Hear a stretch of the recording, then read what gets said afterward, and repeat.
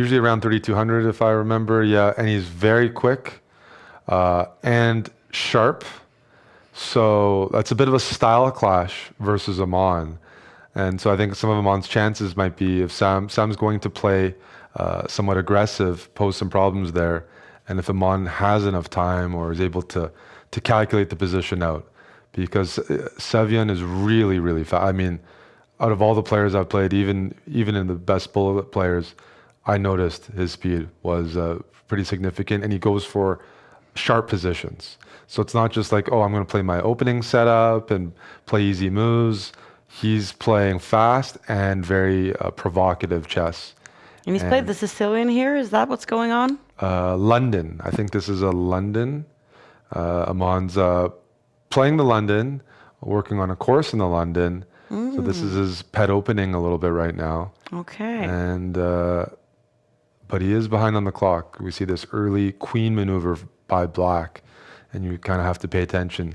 Can that queen come down and snatch that pawn, or is it too risky? And that's kind of what Sevian's thinking about. Aman is, well, I actually don't know what he's thinking about, because I really think if he's playing against Sevian, he has to play quick. Time trouble, it's going to be, I actually think it'll be really bad to get in time trouble against this particular opponent. So when you're in time trouble against Sevian, he waits for that, and then the position gets really chaotic, and it's a serious level of stress. But he has gotten a pretty good opening, though, so by following his knowledge, this is his course, yeah. He's got a good position. It's a good commercial for him. Exactly, because it's if you look at the position, your pieces are developed, the white bishops have comfortable diagonals, as long as there's no loose pawns. Look at white's bishops and kind of compare them to black's bishops, right? And the two bishops that black has, they're not at their maximum yet. It's going to take some time to figure out how to deploy them. Aman's bishops, the London bishop right here. It's a nice diagonal. And even the pawn structure we see here, the rook defends the base of the pawns. It's all very, it's a very solid position, but certainly favoring Aman. Yeah. Just the clock is my main issue. And Aman, if you asked him before the tournament, he would probably admit time trouble is something he can be addicted to. Oh, no. He's almost down to half the time. And it's not a position where you need to be down half the time, because there's not a lot of tension in the position yet. But he told us earlier that he hasn't played a lot of 5-minute games. No, he's rusty in this. First two games, hopefully, were a good warm-up. This last move, jumping the knight in. Yes, black can exchange, but then white's bishop gets a nice diagonal there.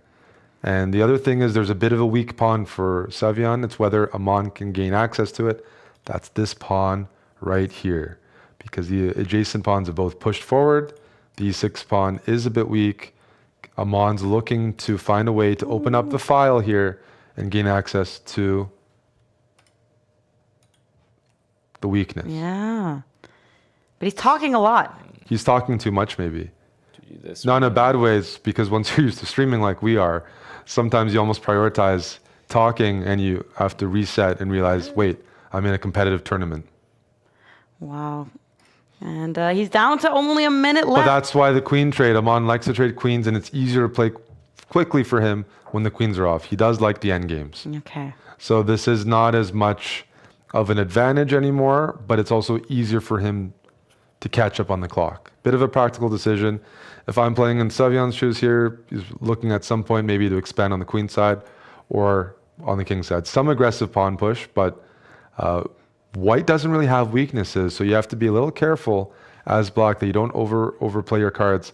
Really, time is the main issue. Aman simply has to start moving at about a clip, 1 second a move, or even quicker than that. Yeah, and he's thinking too much. I mean, it's also normal that you kind of get into this perfectionist mindset when you're playing against one of the top players in the world, and you're like, I really want to show that my opening is good. Yep. And now he's spending so much time. He wants to bring his knight into the game so he can pre-move a bit more easily here with that knight. Look for this other idea. If you push this pawn up, and that's why Sevian played that move, because Aman was looking to lock out that bishop. Now, Rick, this move, I think he just realizes the time situation. I don't think this move does a lot. You don't need to do a lot. And maybe if he just keeps all of his pieces on white squares, then they'll... That's right. And he's looking to maybe walk his king even to the queen side and then defend things. Yeah, but then he's got to pick up his pace. Problem is he can't walk his king over here because there's a pin. Aman's got to move. He can't. No, this is just... he's going to get flagged. Sevian is, as I said, like, this guy will keep the pressure on the clock. This position's somewhat closed. Black's looking to find a pawn push somewhere. But it's up to Aman to... he has to come up with a plan of like 4 or 5 moves. A sequence. Something where he's not thinking every step of the way. Here you go. Black moved the rook out of the way, which might have been a mistake. It allows Aman to walk his king over. He can't allow back and forth. Nope. Sevian decides to do something else. Aman's now decided, I'm going to move my king back and forth. It's up to Black to figure out how to break through. And the problem for Black is if you push this pawn on the queen side, you weaken the a5, the last queen side pawn. Oh, and he's making a lot of quick moves. But 26 seconds, it's like, even though Aman's catching up, he won't catch up entirely. Really needs some speed here. Yeah. And I guess it's very easy for Sevian here as well to just keep... Trades off that good knight. And now Sevian saying, I'm going to flag you with rooks on the board. Not by position, just by the clock. Because Aman has to trade everything off here. And based on his body language, he already is quite concerned about that possibility. He can move. Okay, if Aman can move his rook up a little bit, block the pawn, and then there we go. There you go. Aman's going to pick up that pawn. 13 seconds. He's winning a pawn here. He's in a winning position. He's got to show off his speed. Get the rooks coordinated on the 7th or on the 6th rank. Aman's up a pawn here. 10 seconds.